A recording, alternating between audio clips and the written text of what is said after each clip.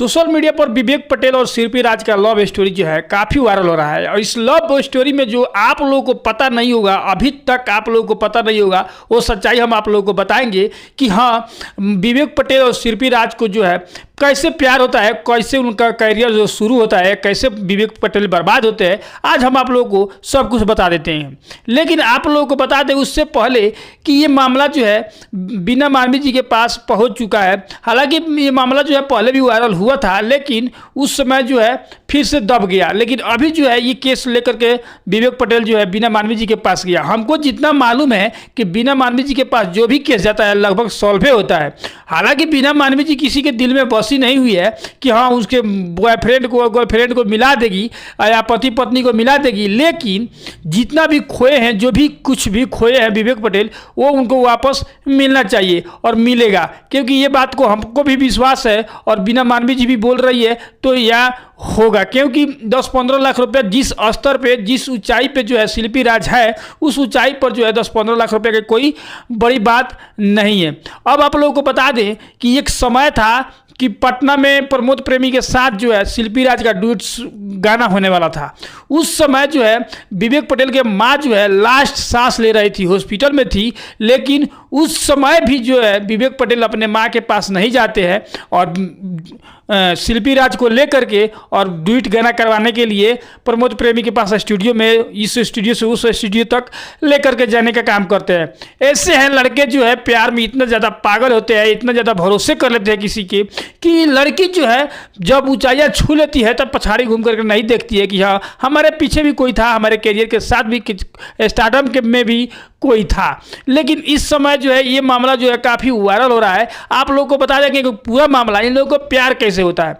विवेक पटेल का जो है मोबाइल की दुकान था और मोबाइल की दुकान पर जो है शिल्पी राज आती है वो अपना रिचार्ज कराने, वहीं से उन लोगों का शुरुआत होता है, वहीं से उन लोगों का दोस्ती होता है।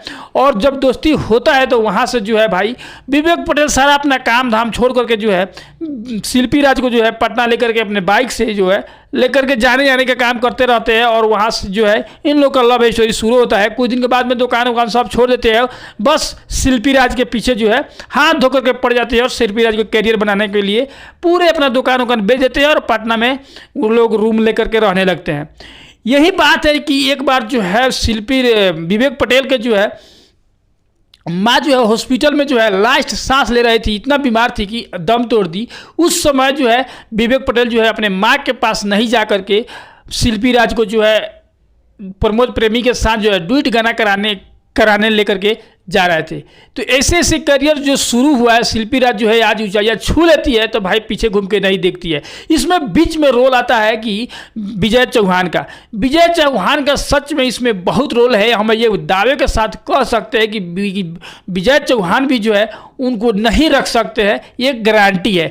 क्योंकि जब तक स्टारडम है, हालांकि हर किसी का स्टारडम आता है और फिर 2-4 साल 5 साल रहता है, उसके बाद चला जाता है। कुछ दिन पहले जो है खुशबू तब भी बहुत ज़्यादा वायरल हुई थी, लेकिन उनका भी आज का मार्केट नहीं है।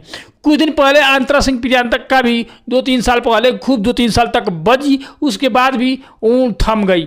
अभी जो मार्केट है भाई शिल्पी राज का मार्केट है, ये भी 2-4 साल के बाद जब थम जाएगी तो विजय चौहान भी नहीं रख सकते। एक गारंटी है, 100% है। जब तक स्टार्टअप है तब तक रखते हैं।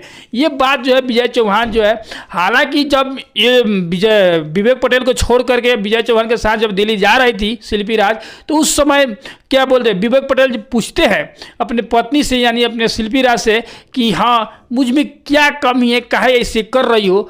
तो हालांकि शिल्पी राज भी उस समय बोलती है विवेक पटेल से कि तुम में कमी कुछ नहीं है, तुम में कोई कमी नहीं है, हमको विजय चौहान से प्यार हो गया तो हम क्या करें।